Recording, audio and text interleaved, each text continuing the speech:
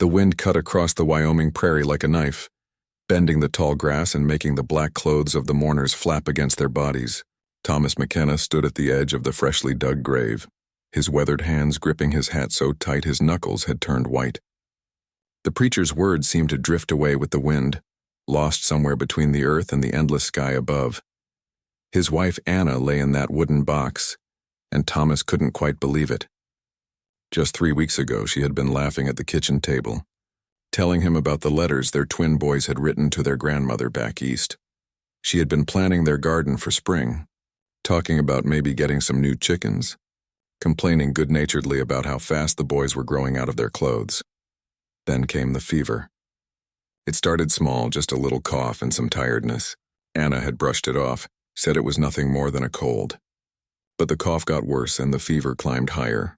By the time Thomas hitched up the wagon and drove the 20 miles to fetch the doctor from town, Anna was burning up and struggling to breathe. The doctor had done what he could, but pneumonia was a killer out here on the frontier. Too many people lived too far from help, and winter was always the worst time for sickness. Thomas had sat by Anna's bedside for 4 days, watching her fight for every breath, hoping and praying she would pull through like she always had before. She didn't. Now here he stood, 35 years old and feeling like his whole world had crumbled into dust. The other ranchers and their wives had come to pay their respects, bringing covered dishes and quiet words of sympathy. They meant well, Thomas knew that, but their kindness felt heavy on his shoulders. Everyone kept telling him how sorry they were, how Anna had been such a good woman, such a loving mother. He knew all that. He didn't need to be reminded of what he had lost. Behind him, he could hear his 8-year-old sons, Jake and Billy, shifting from foot to foot in their 2 small Sunday suits. They had barely spoken since their mother got sick. Jake, who usually chattered like a magpie about everything from grasshoppers to cloud shapes, had gone completely silent. Billy, the quieter of the twins, now seemed to disappear into himself whenever anyone tried to talk to him. The preacher finished his prayer, and people began to move away from the graveside. The neighboring ranchers would help fill in the grave after the family left. It was the way things were done out here. People helped each other through the hard times because they knew their own hard times would come eventually. Mrs. Henderson, whose ranch was closest to theirs, put a gentle hand on Thomas's arm. "You know you can bring those boys over anytime," she said softly. "Don't try to do everything yourself." Thomas nodded, though he wasn't really listening. He watched as Jake picked up a small stone and threw it toward the creek that ran behind the cemetery. The boy's face was blank, like he was trying not to feel anything at all. The ride home was silent except for the creaking of the wagon wheels and the sound of the horses' hooves on the hard dirt road. The boys sat in the back, not talking, not even looking at each other. Thomas had tried to get them to talk about their mother, about how they were feeling, but they just stared at him with those big eyes and said nothing. Back at the ranch house, the place felt too quiet.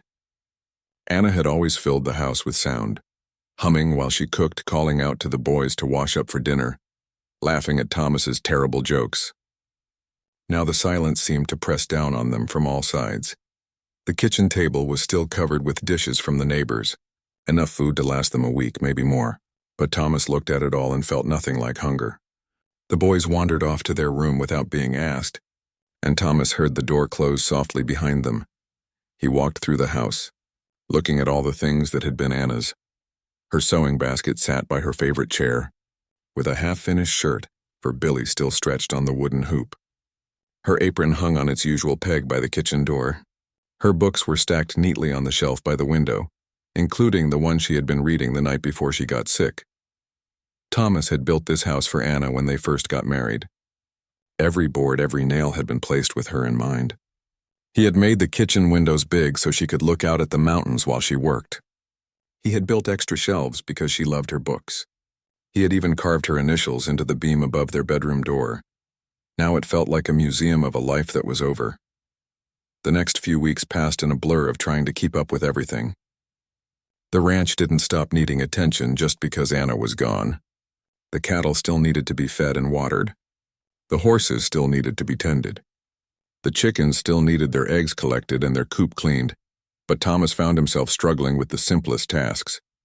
Anna had always taken care of the house, the cooking, the boys' schooling. She had kept track of which bills needed to be paid and when. She had mended their clothes and planned their meals and made sure everyone had what they needed. Thomas had always been good with ranch work, but running a household was different. He burned the first 3 dinners he tried to make. The boys' clothes started piling up because he couldn't figure out Anna's system for washing and mending. Bills got lost in the clutter on the kitchen table. The boys were struggling too. Jake, who had always been the leader of the two, now seemed lost without his mother's gentle guidance. Billy, who had been making good progress with his reading, stopped opening his books altogether. Both of them began having nightmares, crying out in the middle of the night for their mama. Thomas would go to comfort them, but he felt helpless. What could he say? He missed her too. He wanted her back too, but she was gone and wishing wouldn't bring her back. The other ranchers' wives tried to help. Mrs. Henderson came by twice a week with fresh bread and offers to take the boys for the afternoon. Mrs. Crawford brought soup and stayed to help with the laundry. Mrs. Peterson offered to teach the boys their letters until Thomas could figure out a more permanent solution, but Thomas could see the worry in their eyes. A man alone with 2 young children on a remote ranch? It wasn't natural and it wasn't practical. The frontier was hard enough when you had a partner to share the load. Trying to do it all alone was asking for trouble. One evening, as Thomas sat at the kitchen table trying to make sense of the household accounts, Jake appeared in the doorway in his nightshirt. "Papa," the boy said quietly, "when is Mama coming home?" Thomas looked up at his son's face, still round with childhood but marked now by a sadness that no 8-year-old should have to carry. He set down his pencil and pulled Jake onto his lap. "She's not coming home, son," he said gently. "Remember? We talked about this. Mama went to heaven." Jake nodded, but Thomas could see the confusion in his eyes. Death was a hard concept for a child to understand, especially when it happened so suddenly. "I know," Jake whispered, "but I keep thinking maybe she'll come back for breakfast." Thomas held his son close and felt his own eyes fill with tears. He had been so focused on trying to keep everything together that he hadn't really grieved properly himself. But sitting there in the lamplight with his motherless child in his arms, the full weight of their loss finally hit him. They needed help. The boys needed more than he could give them alone. And Thomas was finally ready to admit it. Winter came early that year, bringing with it a cold that seemed to seep into Thomas's bones and settle there. The ranch house, which had once felt cozy and warm during the long winter months, now felt like a trap.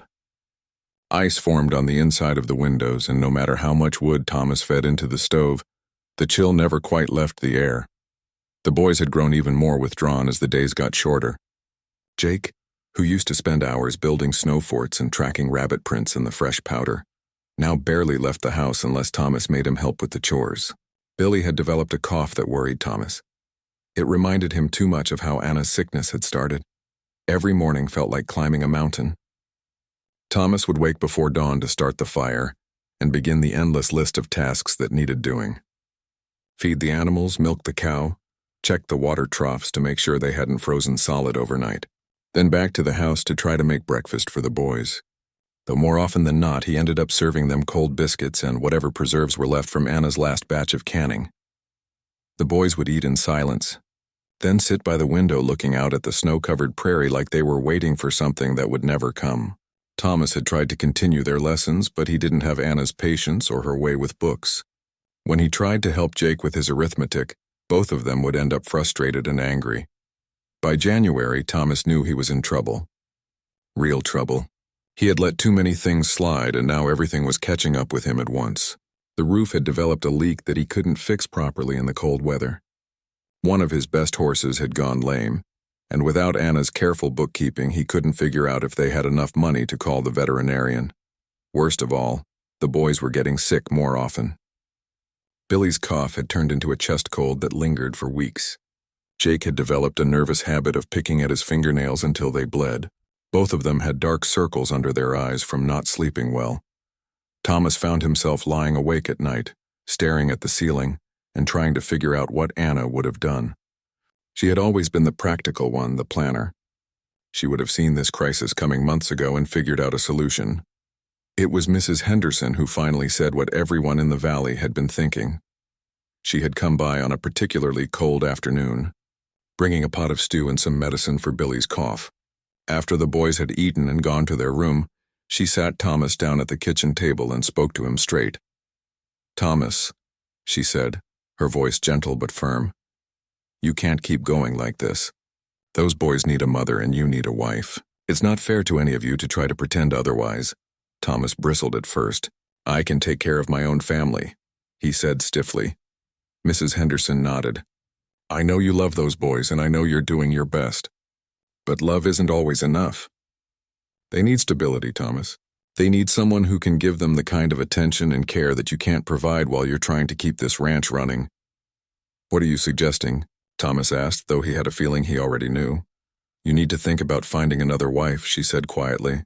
"I know it feels wrong so soon after losing Anna, but this isn't about replacing her. This is about giving those children what they need to grow up healthy and happy." The idea made Thomas's stomach turn. The thought of another woman in Anna's kitchen, sleeping in Anna's bed, seemed like a betrayal of everything they had built together. But as he looked around the house, at the pile of unwashed dishes, the clothes that needed mending, the boys' pale faces, he began to see Mrs. Henderson's point. "I wouldn't even know where to start," he admitted. Mrs. Henderson reached into her bag and pulled out a small newspaper.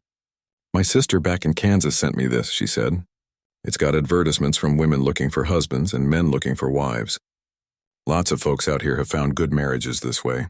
Thomas took the paper reluctantly.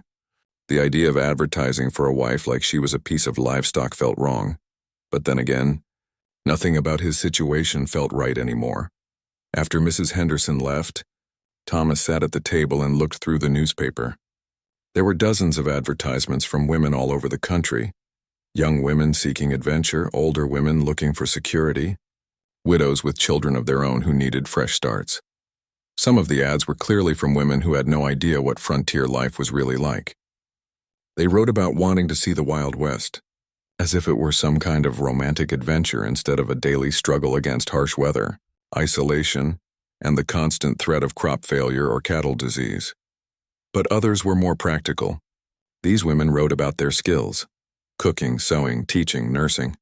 They talked about wanting stable homes and families to care for. They seemed to understand that marriage on the frontier was more about partnership and survival than romance.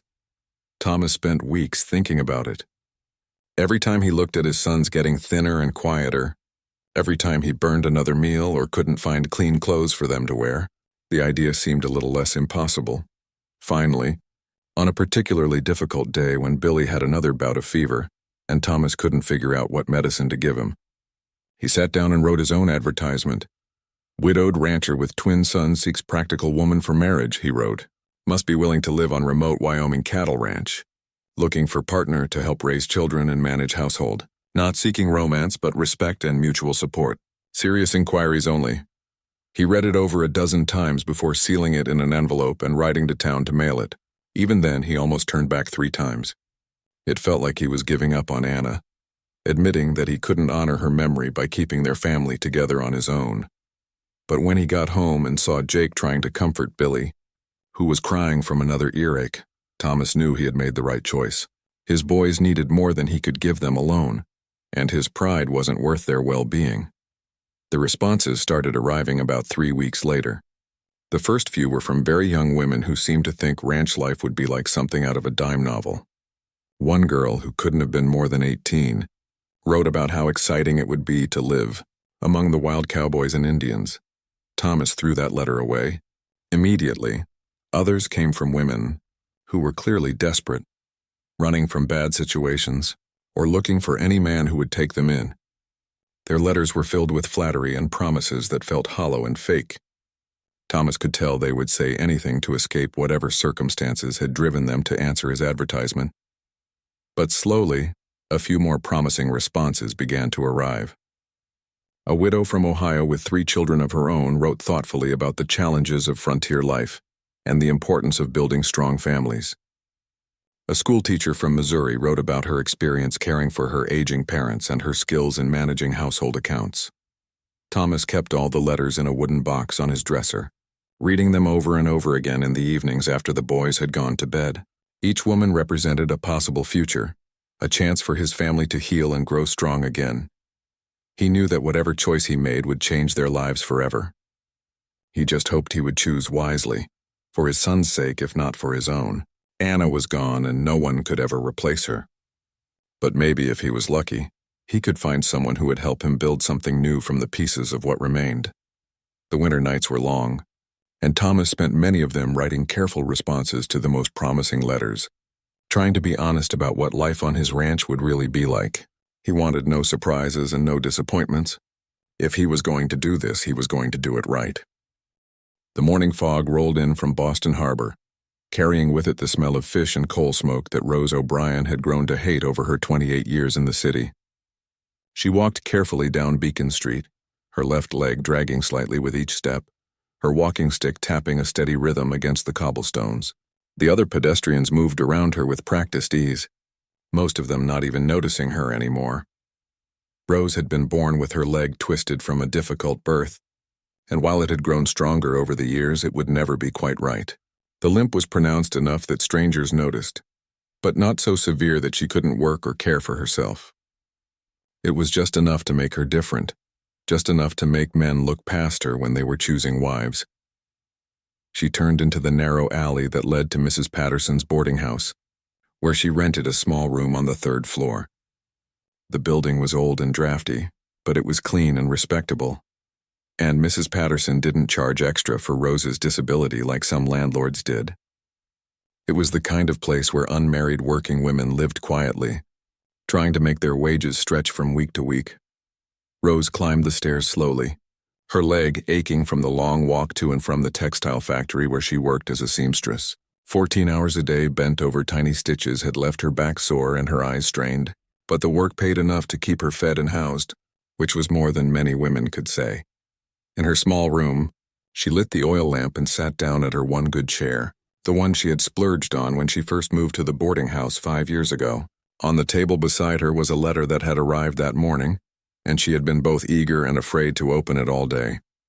It was a response to her latest inquiry about a mail-order marriage.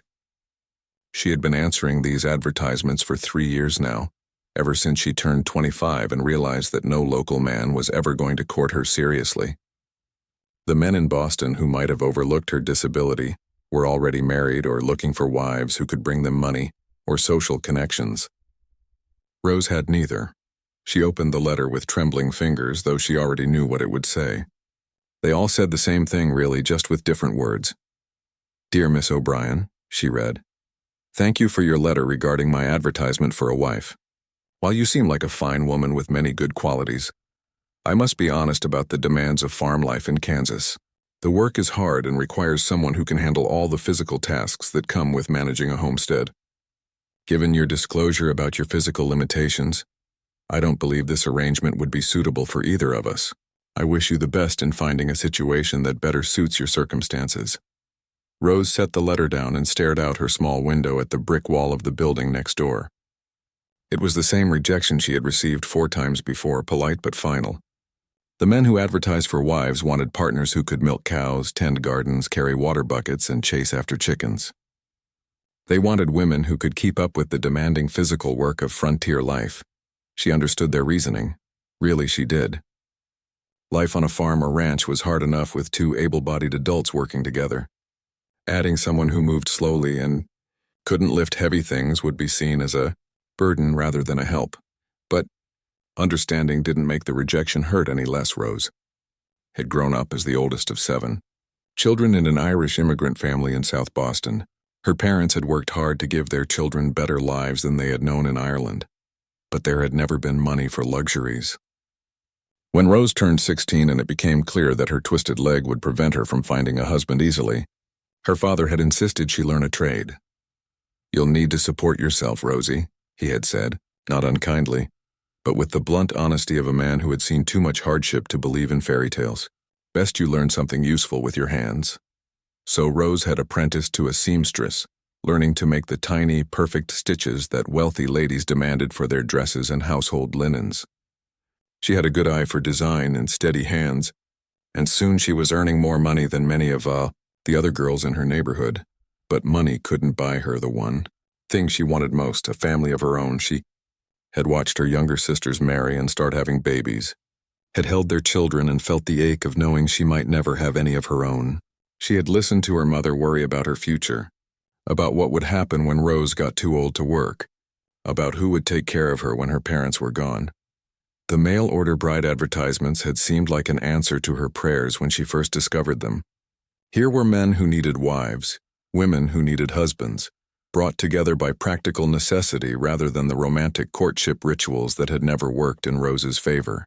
She had thought that honesty about her limitations would be appreciated, that men on the frontier would value her skills and willingness to work hard more than her physical perfection. She had been wrong. The first rejection had come from a farmer in Nebraska who said he needed a wife who could help with the wheat harvest. The second was from a shopkeeper in Colorado who wanted someone who could stand behind the counter all day serving customers. The third was from a rancher in Texas who said the work was too dangerous for someone who couldn't run quickly if needed. Each rejection had been polite, even kind, but they all carried the same message. Rose's disability made her unsuitable for the hard life of the frontier. After the fourth rejection, Rose had stopped answering advertisements for several months. She threw herself into her work, taking on extra sewing jobs in the evenings and saving every penny she could. She told herself she was better off alone, that at least she had her independence and didn't have to answer to any man. But the loneliness was crushing. At 28, she watched her friends and younger sisters with their families, saw how their faces lit up when they talked about their children's first steps or funny sayings. She ached to be part of something bigger than herself, to have someone to care for and someone who cared for her. So she had started answering the advertisements again, always honest about her condition, but hoping that somewhere there was a man who would see past her limitations to her strengths. She could cook and clean and manage money carefully.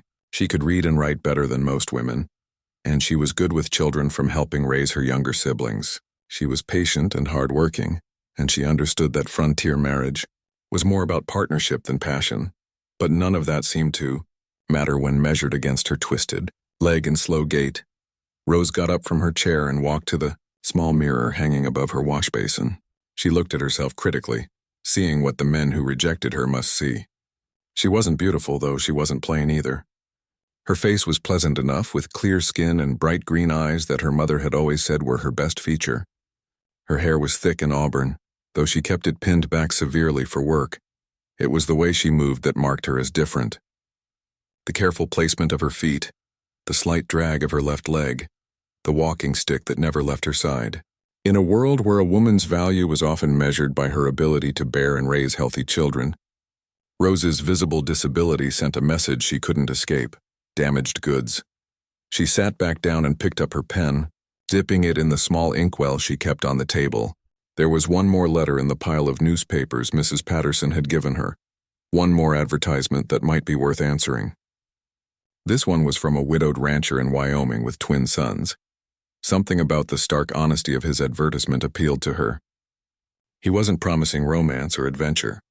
He was simply a man who needed help raising his children and managing his household, looking for a woman who could be a practical partner in the hard work of frontier life. Rose began to write, as she had so many times before. But this time something felt different. Maybe it was the way the man had written about his boys, with such obvious love and concern for their well-being. Maybe it was the fact that he was a widower who would understand loss and disappointment, or maybe she was just tired of being afraid. "Dear Mr. McKenna," she wrote, her handwriting neat and careful, "I am writing in response to your advertisement seeking a wife and mother for your sons. I must be honest with you about something that has prevented other arrangements from working out. I have a pronounced limp from a birth injury that affects my left leg. I walk with a stick and cannot run or lift heavy items. However, I believe I have much to offer the right family." She went on to describe her skills and experience, her love of children, her practical nature and strong work ethic. She tried to paint a picture of herself as someone who might not be able to chase runaway cattle, but who could create a stable, loving home for two motherless boys. When she finished the letter, she read it over twice before sealing it in an envelope. She had learned not to hope too much, but something about this felt different. Maybe it was finally time for her luck to change. Outside her window, the fog was lifting, and she could see a patch of clear sky between the buildings. It wasn't much, but it was enough to let a little light into her small, lonely room. Thomas found Rose's letter on a Tuesday morning in March. mixed in with the usual mail that the postman delivered once a week to the general store in town. The winter had been brutal, with snow piled so high against the ranch house that he'd had to dig tunnels to reach the barn. Now that spring was finally starting to show itself, Thomas was catching up on all the things he'd had to let slide during the worst months. The boys were still struggling. Jake had developed a stutter that got worse when he was nervous, which seemed to be most of the time now. Billy had grown so thin that his clothes hung on him like scarecrow rags, and Thomas worried constantly that another illness would carry the boy off entirely. They needed stability, routine, and the kind of care that Thomas simply couldn't provide while trying to keep the ranch running. He sat at the kitchen table, sorting through the stack of letters from potential brides. There had been more responses than he'd expected, but most of them felt wrong somehow. Too young, too desperate, or too unrealistic about what life would be like on an isolated Wyoming ranch. Rose's letter stood out immediately. The handwriting was neat and careful, like someone who had been well educated. But more than that, there was something about the tone that caught his attention. Where other women had written about their beauty or their romantic feelings, Rose wrote like someone who understood that marriage was work. "I must be honest with you about something that has prevented other arrangements from working out," she wrote. "I have a pronounced limp from a birth injury that affects my left leg. I walk with a stick and cannot run or lift heavy items." Thomas paused in his reading. Most women would have saved such information for later, or found ways to minimize it. Rose put it right up front, like she was used to getting rejections and wanted to save everyone the trouble of false hopes. She went on to describe her skills: cooking, sewing, managing household accounts, caring for children. She mentioned that she was the eldest of 7 children and had helped raise her younger siblings. She wrote about understanding the practical nature of frontier marriage, about wanting to be a partner rather than a burden. "I know that ranch work is demanding," her letter continued, "and I won't pretend I could handle all the physical tasks that a typical ranch wife might manage. But I am organized, reliable, and experienced in running a household efficiently. I believe I could provide your sons with the stability and care they need, while managing the domestic side of ranch life to free you for the outdoor work." There was something refreshing about her directness. Thomas had grown tired of flowery letters full of romantic nonsense from women who clearly had no idea what they were signing up for. Rose seemed to understand exactly what she was offering and what she was asking for in return. He read the letter 3 more times that evening, after the boys had gone to bed. Each time he found himself more impressed with her practical approach and honest assessment of her situation. She wasn't trying to trick anyone or hide her limitations. She was simply laying out the facts and letting him decide if it could work. Thomas spent 2 days thinking about it before he sat down to write his response. He wanted to be equally honest with her, to make sure she understood what she would be getting into if she came to Wyoming. "Dear Miss O'Brien," he began, "thank you for your straightforward letter. I appreciate your honesty about your physical condition, and I want to be equally direct with you about what life would be like here." He described the ranch in detail, its remoteness, the harsh winters, the constant wind that drove some people half crazy with its relentless noise. He wrote about the nearest neighbors being 5 miles away, about how supplies had to be ordered weeks in advance because the trip to town was a full day's journey. "The boys have been deeply affected by their mother's death," he continued. "Jake, who used to talk constantly, now barely speaks above a whisper and has developed a stutter. Billy has lost weight and suffers from frequent nightmares. They are good children, but they need patience and understanding as they heal from their loss." Thomas found himself writing more than he had intended, telling Rose about Anna's death, about his own struggle to manage everything alone, about his fears that he was failing his sons when they needed him most. Something about her letter had made him feel like he could be honest about his own limitations. "I'm not looking for romance," he wrote. "I loved my wife deeply, and that part of my heart died with her. What I need is a partner who can help me give my boys the stable home they deserve. If you think you could find satisfaction in such an arrangement, I would be interested in hearing more about your thoughts on how it might work." He sealed the letter and rode to town the next morning to mail it, feeling both hopeful and terrified. Rose was the first woman who had written to him who seemed to truly understand what frontier life demanded, but her disability worried him. Not because he thought less of her for it, but because he was afraid the work might be too much for her. Rose's response came faster than he had expected, arriving just 2 weeks later. She had clearly given a lot of thought to his concerns. "I understand your worries about whether I could manage the work," she wrote. "Let me tell you exactly what I think I could and couldn't do so you can make an informed decision." She laid out a detailed plan for how she would organize the household. She could cook, clean, do laundry, mend clothes, and manage supplies and accounts. She could teach the boys their letters and numbers, help them with their emotional healing, and provide the kind of consistent daily care that motherless children needed. "What I cannot do," she continued, "is heavy lifting, rapid movement, or work that requires me to be on my feet for many hours without rest. I cannot chase livestock or help with barn work that involves climbing or carrying heavy feed. I will need accommodations in terms of how the house is arranged and the kinds of tasks I'm expected to handle."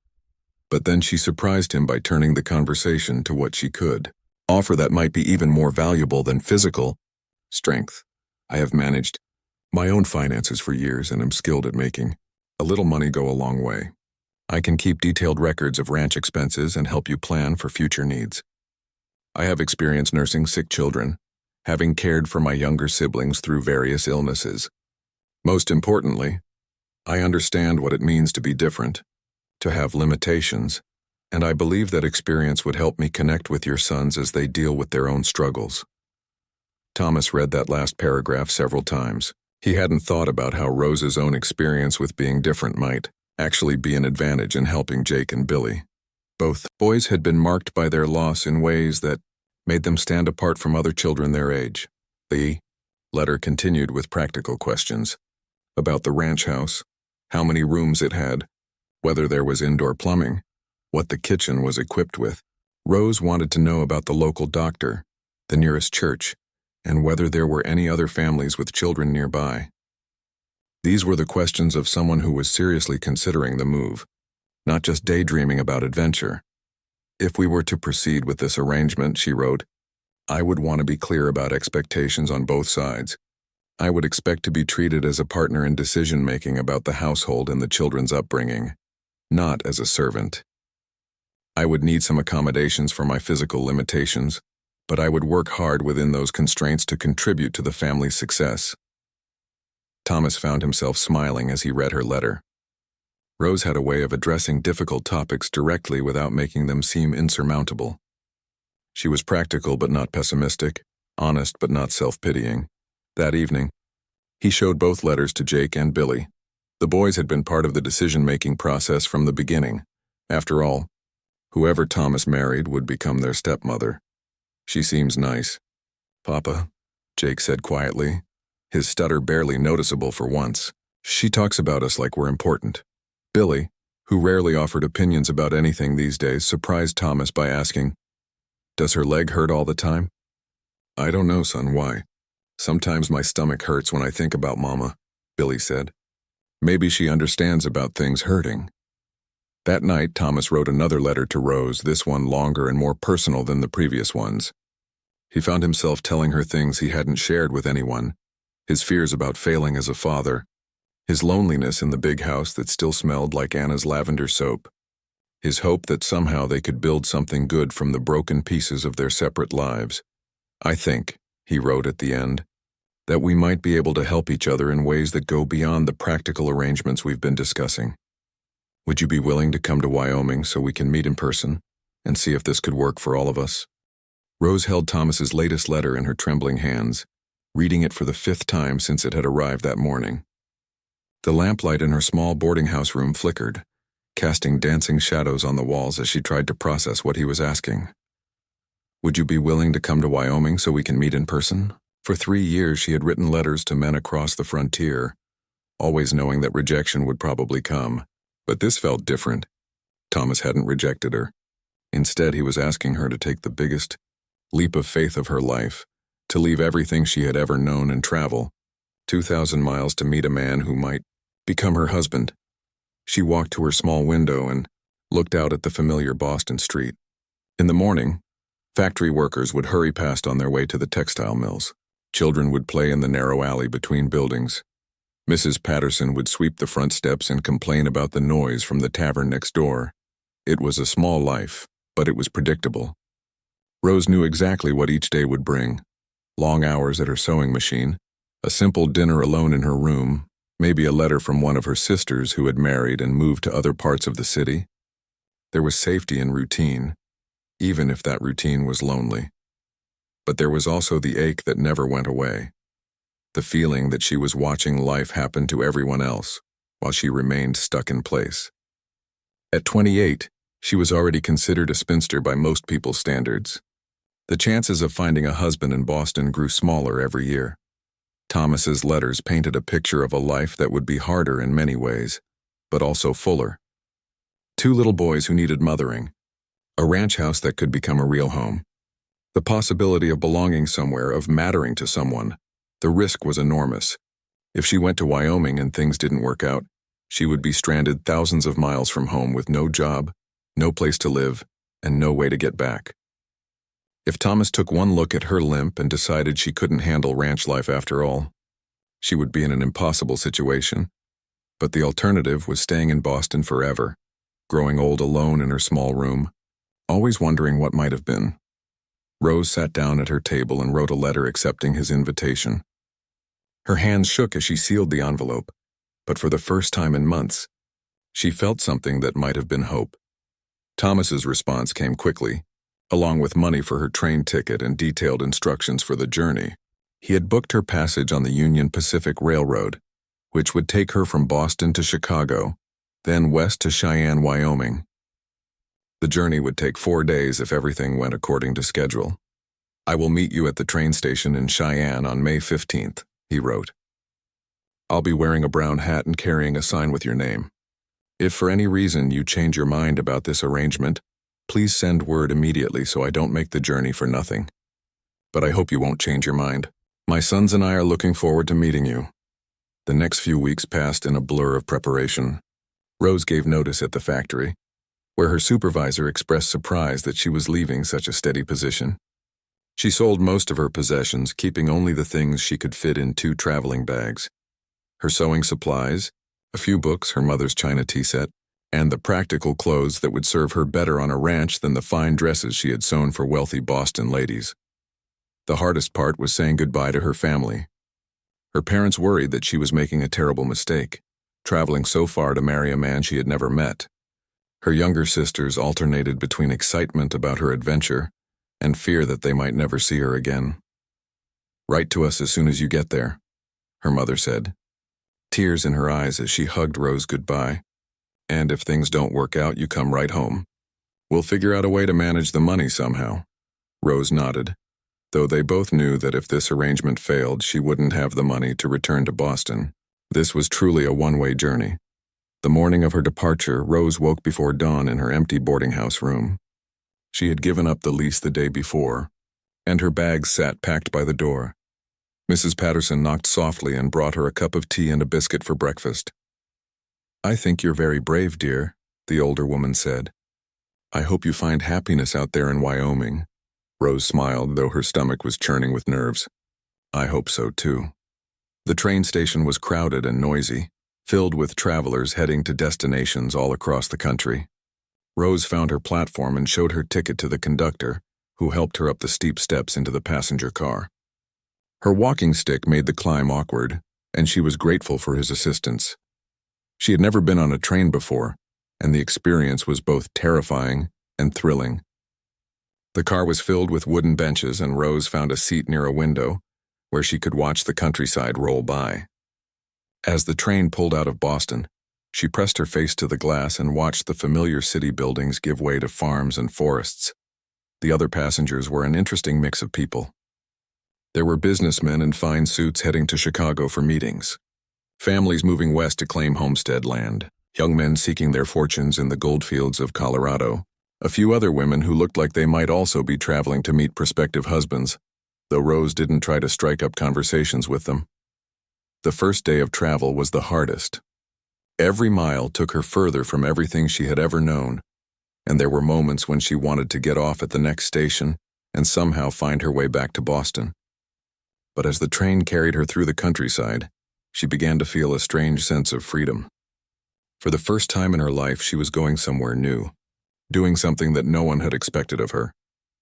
The train made regular stops for fuel and water, and passengers were allowed to get off and stretch their legs for a few minutes. Rose found these breaks challenging because of her leg, but other travelers were kind about helping her up and down the train steps. There was a camaraderie among the passengers that she hadn't expected, a shared sense of adventure among people who were all heading into unknown futures. On the second day, they reached Chicago, where Rose had to change trains for the western route. The Chicago station was enormous and confusing, with dozens of tracks and hundreds of people rushing in all directions. Rose felt overwhelmed and afraid she would miss her connection, but a kind conductor helped her find the right platform and get settled in her new seat. The western train was different from the first one, larger and more comfortable, but also more crowded. Rose shared her bench with a young woman named Catherine, who was traveling to Denver to marry a man she had been corresponding with for 6 months. "Are you nervous?" Catherine asked as they watched the Illinois farmland roll past their window. "Terrified," Rose admitted. "You?" Catherine laughed. "Same here, but I figure we're both braver than we think, or we wouldn't be doing this at all." They talked for hours, sharing their hopes and fears about the new lives they were traveling toward. Catherine was young and pretty, and Rose found herself wondering if the other woman had ever been rejected because of physical imperfections. But there was a kindness in Catherine's eyes that made Rose feel less alone in her anxiety. On the third day, the landscape began to change dramatically. The rolling farmland gave way to vast open plains that seemed to stretch forever in every direction. Rose had never seen so much empty space, so much sky. It was both beautiful and intimidating, this endless expanse of grass and wind. "My goodness," Catherine whispered, staring out the window. "It's so big." Rose nodded, understanding what she meant. Everything about this journey was bigger than anything in her previous experience. The distances, the risks, the potential for both triumph and disaster. The final day of travel brought them into the mountains of Colorado and Wyoming. Rose pressed her face to the window, amazed by the towering peaks and deep valleys. The air was thinner here, and she found herself breathing harder than usual. The train climbed steadily upward, the engine working hard against the grade. As they approached Cheyenne, Rose's nervousness reached a fever pitch. In a few hours, she would meet Thomas face to face. He would see her limp, her walking stick, the careful way she had to move. She would see whether his letters had painted an accurate picture of who he was, or whether she had been deceiving herself about the possibilities. Catherine squeezed her hand as the train began to slow down. "You're going to be fine," she said. "I can tell you're a strong person. Everything will work out." Rose hoped she was right. As the train pulled into the Cheyenne station, she gathered her bags and prepared to step into her new life, whatever it might bring. The Cheyenne train station was smaller than Rose had expected, but it bustled with activity as passengers gathered their belongings and stepped down onto the wooden platform. Rose took a deep breath of the thin mountain air and felt her head spin slightly. Everything here was different. The light was brighter, the sky was bigger, and the wind carried scents of sage and dust instead of the familiar coal smoke and salt air of Boston. She moved carefully down the train steps, grateful for the conductor's steadying hand. Her legs felt unsteady after 4 days of sitting, and her left leg was particularly stiff from the long journey.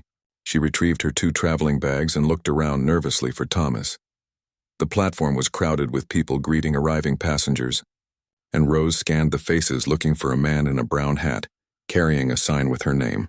For a terrifying moment, she couldn't spot him anywhere, and she wondered if he had changed his mind about meeting her. Then she saw him. Thomas McKenna stood near the station house, holding a small wooden sign that read Miss R. O'Brien in careful block letters. He was taller than she had imagined, with broad shoulders and weathered hands that spoke of hard outdoor work. His face was serious, almost stern, but his eyes were kind as they searched the crowd of passengers. Rose's heart hammered as she began walking toward him, her limp more pronounced than usual because of her nervousness and the stiffness from the long journey. She had to use her walking stick more heavily than normal, and she was acutely aware of how she must look to him, travel-worn, limping badly, probably not at all what he had pictured when he read her letters.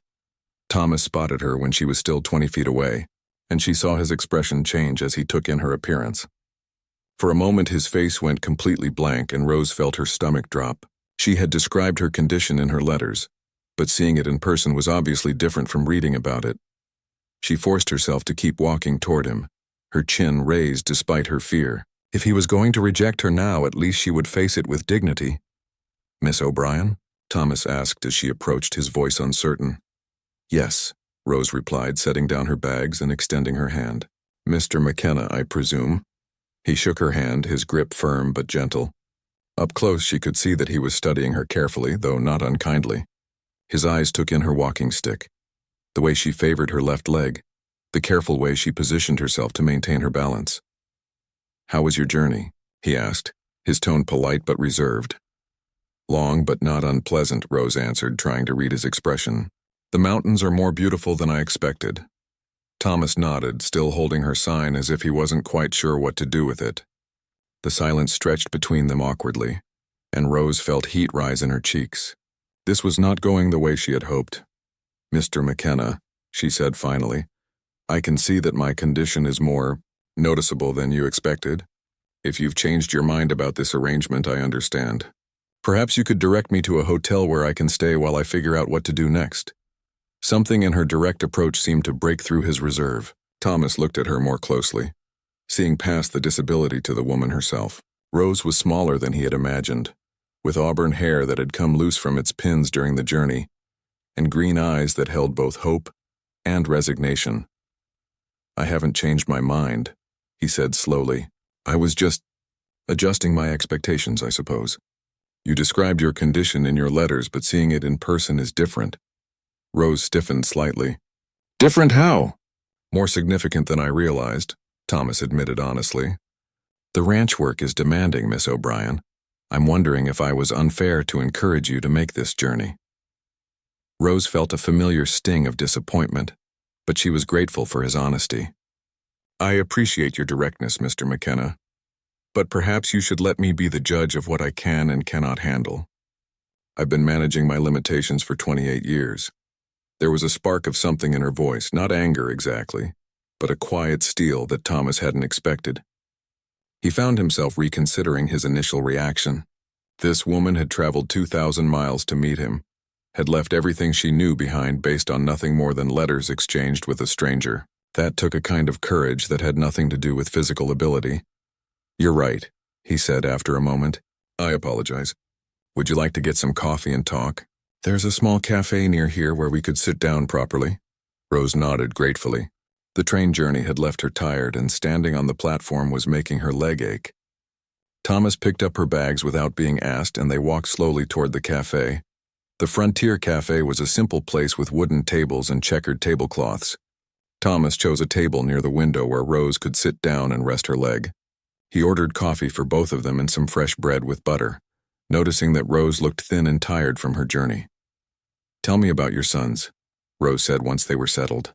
It seemed like safer ground than discussing her physical limitations. Thomas's face softened immediately. "Jake and Billy are good boys, but they've had a hard time since their mother died. Jake used to be the more outgoing of the two, but now he barely speaks. Billy has always been quieter, but lately he seems to just fade into the background." "How long has it been?" Rose asked gently. 8 months, Thomas replied. "Sometimes it feels like yesterday, sometimes like a lifetime ago." Rose nodded, understanding. "Grief has its own timeline. Children especially need time to process such a big loss. You sound like you have experience with loss." "I do," Rose said simply. "Different kinds of loss, but loss nonetheless. I think that's part of why your letters appealed to me. You weren't pretending that life is easy or that marriage is about romance and passion. You were honest about the hard parts." Thomas studied her face as she spoke. There was a maturity in her expression that he found appealing, a sense that she understood life's difficulties without being bitter about them. "Can I ask you something?" he said. "Of course. Why did you answer my advertisement? You're clearly intelligent and capable. Surely there were opportunities for you in Boston." Rose smiled ruefully. "You'd think so, wouldn't you? But a woman with a visible disability doesn't have as many choices as you might imagine. Most men want wives who can keep up with them physically, who can bear healthy children, who won't be seen as burdens. I've been turned down for marriages, jobs, even friendships because of my leg. That seems short-sighted, perhaps. But it's reality. I decided that if I was going to have any chance at the kind of life I wanted, a family, a real home, children to care for, I would need to look beyond the conventional opportunities. Thomas poured more coffee for both of them. And what kind of life do you want, Miss O'Brien? Rose considered the question carefully. I want to matter to someone. I want to wake up knowing that my work makes a difference, that someone depends on me and cares whether I'm there or not. I want to be part of something bigger than myself. Her honesty surprised him. Most of the women who had written to him had focused on what they wanted to get from marriage: security, adventure, escape from their current situations. Rose was talking about what she wanted to give. The ranch is isolated, Thomas warned. The nearest neighbors are 5 miles away.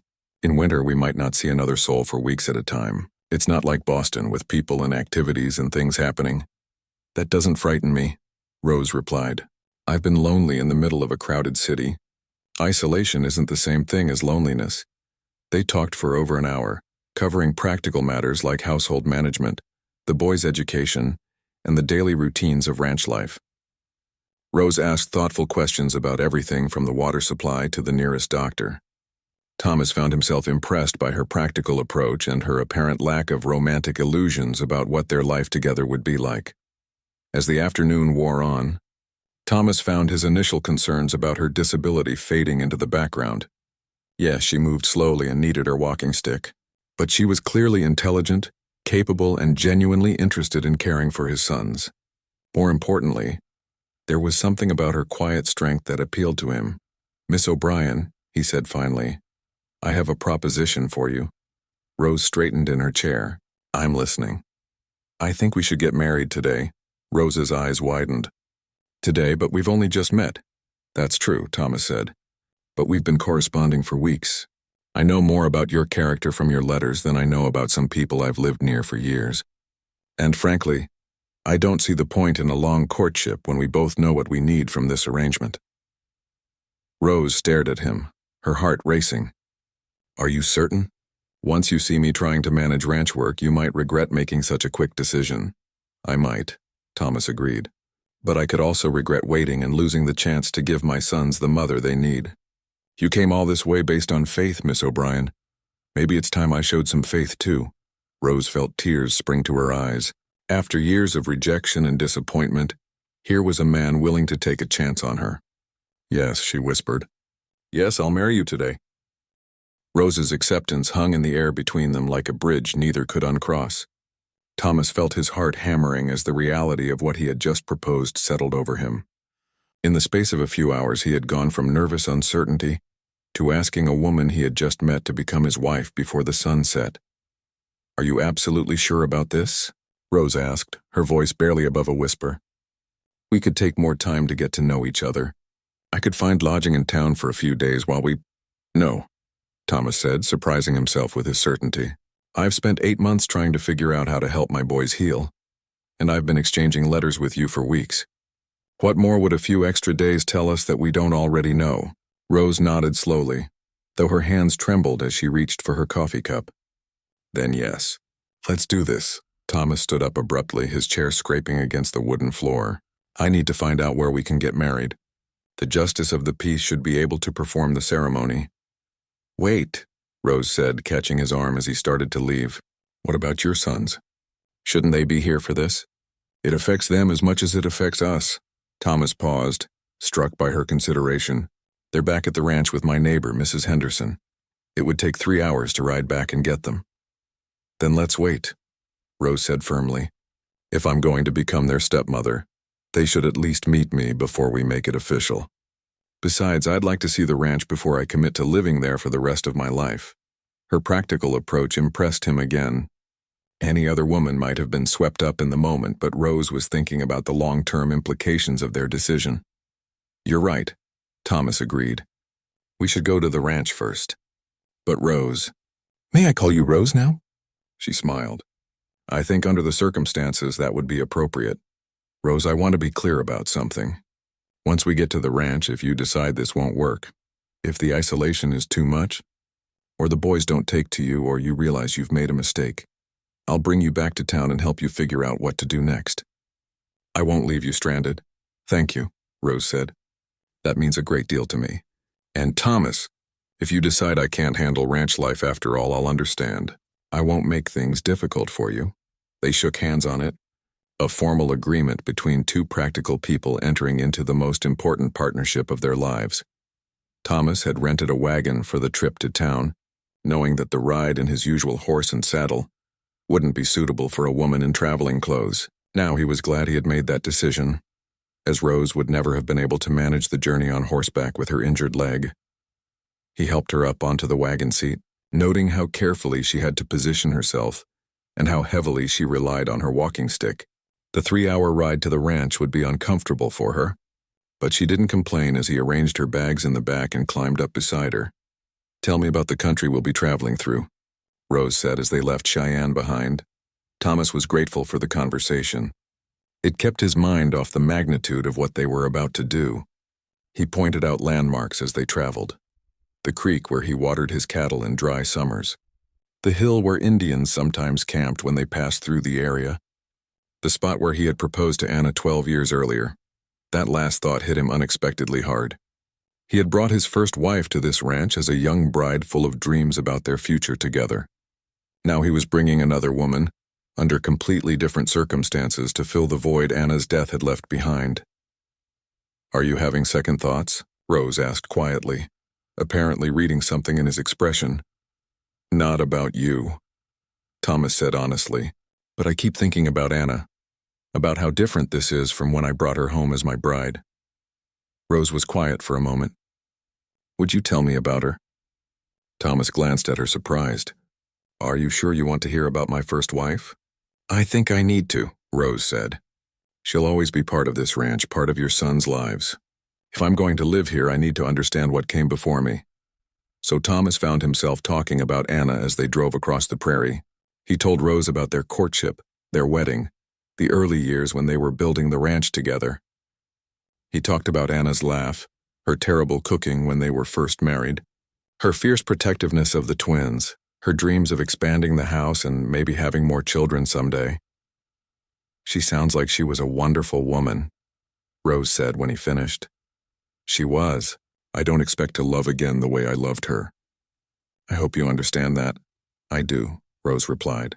"I'm not looking to replace her, Thomas. I'm looking to find my own place in your family's story." The wisdom in her response made Thomas look at her with new respect. Rose understood that she was joining something that already existed, not starting fresh. Many women would have been threatened by the memory of a beloved first wife, but Rose seemed to accept it as simply part of the reality she was stepping into. As they crested the final hill before the ranch house came into view, Thomas felt his nervousness return full force. What if the boys didn't like Rose? What if she took one look at the isolated homestead and realized she had made a terrible mistake? The ranch house sat in a small valley surrounded by rolling hills dotted with cattle. It was larger than Rose had expected, a sturdy 2-story structure with a wide front porch and several outbuildings scattered around the property. Smoke was rising from the chimney, and she could see a woman in an apron standing in the doorway, shading her eyes against the afternoon sun. "That's Mrs. Henderson," Thomas explained. "She's been helping with the boys." As they pulled up to the house, 2 small figures appeared beside Mrs. Henderson.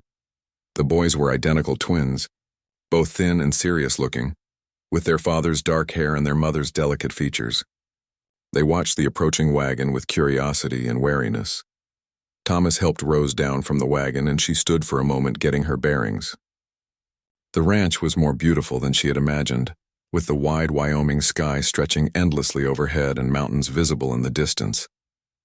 But it was also more isolated than anything she had ever experienced. The nearest building she could see was a tiny speck on the horizon that must be the neighbor's house Thomas had mentioned. "Boys," Thomas called, "come meet Miss O'Brien." Jake and Billy approached slowly, staying close together like they always did when meeting strangers. Rose noticed that Jake's hands were moving nervously at his sides, and Billy was practically hiding behind his brother. Rose smiled at them, making no move to get closer. "Hello, Jake. Hello, Billy. I'm very pleased to meet you both. Your father has told me so much about you in his letters." The boys said nothing, just stared at her with wide, serious eyes. Rose could see them taking in her walking stick, the way she leaned on it for support. "Miss O'Brien came a very long way to meet us," Thomas said, his voice gentle but encouraging. "She traveled all the way from Boston on the train." "Did you see Indians?" Jake asked suddenly. his voice barely audible but without his usual stutter. "No Indians," Rose replied, "but I saw the most amazing mountains and prairies. And I saw buffalo from the train window. Just a small herd, but they were magnificent." Billy stepped forward slightly. "Papa says you might come live with us." "That's right," Rose said. "How would you feel about that?" The boys looked at each other, having one of those silent conversations that twins were famous for. Finally, Jake spoke up. "Would you make us go to school?" he asked. Rose smiled. "I think learning is important, but I also think there are many ways to learn. Maybe we could figure out together what works best for you." Mrs. Henderson approached, wiping her hands on her apron. "Miss O'Brien, I'm Helen Henderson. Welcome to Wyoming." "Thank you, Mrs. Henderson. I'm grateful for the kindness you've shown Thomas and the boys. They're good people," Helen said, studying Rose with the frank appraisal of a frontier woman. "Thomas tells me you two are planning to marry." "Today, if things go well," Rose replied honestly. Helen's eyebrows rose. "That's quick work. You sure about this?" "As sure as anyone can be about such a big decision," Rose answered. "But Thomas and I have been corresponding for weeks, and we both understand what we're getting into." Mrs. Henderson nodded approvingly. "Well, you seem sensible enough. That's more than I can say for some of the letters Thomas has been getting." As the afternoon progressed, Rose found herself relaxing, despite the strangeness of the situation. The boys were cautiously curious about her, asking quiet questions about Boston and the train journey. Thomas showed her around the ranch house, pointing out the improvements he had made over the years, and asking for her thoughts on how things might be arranged differently. The house was comfortable and well built, with a large kitchen, a sitting room, and 3 bedrooms upstairs. Anna's presence was everywhere. In the carefully tended garden, the neat arrangement of furniture, the children's drawing still pinned to the kitchen wall.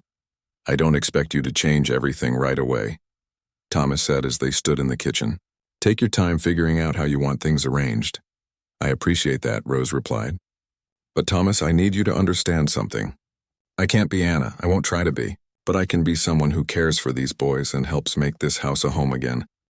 6 months had passed since Rose stepped off that train in Cheyenne, and the Wyoming autumn was painting the prairie in shades of gold and rust. She stood at the kitchen window of what was now truly her home, watching Thomas work with Jake in the corral behind the barn. Her husband, the word still felt strange but wonderful in her mind, was teaching their son to handle the reins of a gentle mare, patiently correcting his grip and encouraging him when he got frustrated. The transformation in Jake over the past months had been remarkable. The quiet, stuttering boy who had barely spoken when she first arrived was now chattering constantly about horses, cattle, and the hawk's nest he had discovered in the old oak tree by the creek. His stutter had almost completely disappeared, surfacing only when he was very excited or upset about something. Billy was making progress too, though more slowly. He still had nightmares sometimes, still went quiet and withdrawn when something reminded him of his mother. But he had started helping Rose in the kitchen, standing on a wooden stool to reach the counter while she taught him to knead bread dough or roll out pie crust.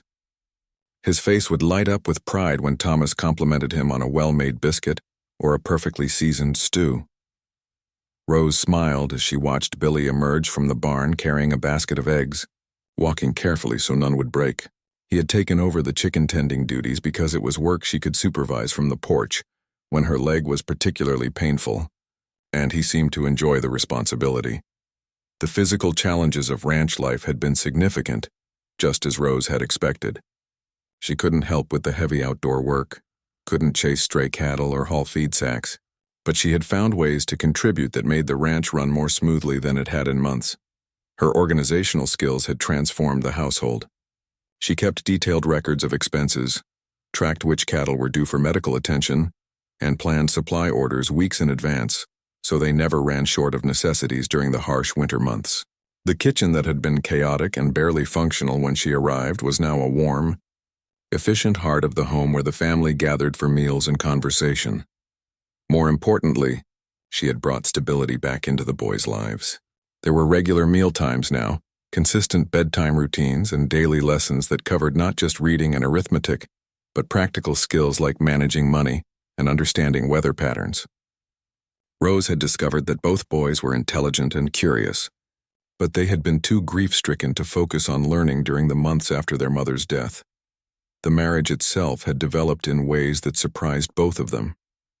Rose and Thomas had entered into their arrangement expecting a practical partnership based on mutual need and respect. They had found that, but also something deeper, a growing affection based on shared struggles and daily kindnesses. Thomas had proven to be a thoughtful husband, making accommodations for her disability without making her feel like an invalid. He had built a ramp from the porch to the garden so she could tend the vegetables without navigating steps. He had arranged the kitchen so everything she needed regularly was within easy reach. When winter came and her leg ached more from the cold, he made sure there was always a warm brick wrapped in cloth for her to rest it against while she worked. But it was the small gestures that meant the most to Rose, the way he always offered his arm when they walked to church on Sundays, the way he listened carefully to her suggestions about ranch management, treating her opinions as valuable even when they disagreed, the way he never seemed impatient with her slower pace or made her feel like a burden. Rose had found her own ways to show care for her new family. She learned to cook the foods Anna had made that the boys especially missed. She mended their clothes with tiny, perfect stitches that made them look better than new. She created traditions of their own: Sunday afternoon reading sessions by the fire, weekly letter-writing time when they corresponded with her family in Boston, evening walks around the ranch when her leg felt strong enough. The physical side of their marriage had developed slowly and naturally. They had started by sharing the large farmhouse bed out of practicality. There was no point in Thomas sleeping on the uncomfortable sofa when they were married after all. But gradually, tentatively, they had become comfortable with each other's presence. And what had begun as mere companionship had grown into genuine affection and intimacy. It wasn't the passionate romance of youth that Thomas had shared with Anna, but it was something equally valuable: a deep partnership between two people who had chosen to care for each other, despite their individual struggles and limitations. Rose found herself looking forward to their quiet conversations in the evening, to the way Thomas would read aloud to her while she mended clothes, to the comfortable silence they could share while working on separate tasks in the same room. The neighbors had initially been skeptical about Thomas's quick remarriage to a disabled stranger from the East, but Rose had gradually won them over with her practical competence and genuine warmth. Mrs. Henderson had become a true friend, stopping by weekly to share news and gossip, while helping with tasks that required more physical strength than Rose could manage. "You've been good for this family," Helen had told her just last week. "I wasn't sure about you at first, I'll admit, but those boys have come back to life since you arrived, and Thomas, well, I haven't seen him laugh like that since before Anna got sick." Rose treasured those words because laughter had indeed returned to the ranch house. Jake's infectious giggles when he successfully completed a difficult chore, Billy's quiet chuckles at his father's terrible jokes during dinner, Thomas's deep, warm laughter when Rose told stories about her sister's antics back in Boston, or when one of the boys did something particularly clever or amusing. The house itself had evolved to reflect their blended family. Anna's photographs still held places of honor on the mantelpiece, but now they were joined by letters from Rose's family, drawings the boys had made of their new life, and small decorative touches that Rose had added to make the space feel like home to all of them. Rose had been careful not to erase Anna's memory, but rather to build upon the foundation she had laid. She used Anna's recipes but added her own variations. She maintained Anna's garden, but expanded it to include herbs she needed for the remedies she had learned from her grandmother. She honored Anna's parenting philosophy, while adding her own insights about helping children heal from loss and trauma. The boys had begun calling her Ma Rose about 3 months after her arrival, and the name had stuck. It felt perfect to Rose, acknowledging that she was their mother figure now while respecting the fact that they would always have memories of their first mother. As autumn turned toward winter, Rose found herself thinking about the letter that had started it all. Thomas's simple, honest advertisement seeking a practical woman to help raise his children. She wondered if he had any idea how much more he would get than he had bargained for, or how much more she would find than she had dared to hope for. Standing at the kitchen window now, watching her husband teach their son to ride while their other boy collected eggs with careful pride, Rose marveled at how much her life had changed. A year ago, she had been a lonely spinster in a Boston boarding house, convinced that she would never have the family she longed for. Now she was an integral part of a functioning ranch household, trusted with decisions that affected their livelihood. loved by two boys who depended on her, and married to a good man who valued her contributions. Her legs still ached on cold mornings. She still moved more slowly than other ranch wives, still needed her walking stick for stability. But these limitations, which had defined her for so many years in Boston, seemed much less important here. What mattered on the frontier was not whether you could move quickly, but whether you could think clearly, work steadily, and care deeply for the people depending on you. Thomas looked up from the corral and waved at her, his face breaking into the smile that had become so familiar and dear to her. Jake waved too, nearly losing his balance on the horse in his enthusiasm. Rose waved back, then turned to check the pot roast that was slowly cooking on the stove. Dinner would be ready soon, and they would gather around the table as they did every evening to share the day's events and make plans for tomorrow. Billy would tell them about the new baby chicks he had discovered in the hen house. Jake would demonstrate the knots Thomas was teaching him to tie. Thomas would discuss which fields needed attention and ask Rose's opinion about the household budget. It was an ordinary evening in an ordinary ranch house, but to Rose it felt like the most extraordinary blessing she could have imagined. She had crossed a continent to marry a stranger, risking everything for the chance at the life she wanted. That risk had paid off in ways she could never have anticipated. As she set the table for four, Rose thought about the letter she would write to her family that evening.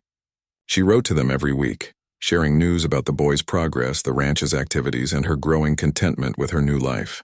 Her mother had finally stopped worrying about whether Rose had made a mistake, especially after receiving letters from both Jake and Billy addressed to Grandma O'Brien and filled with childish drawings of their new,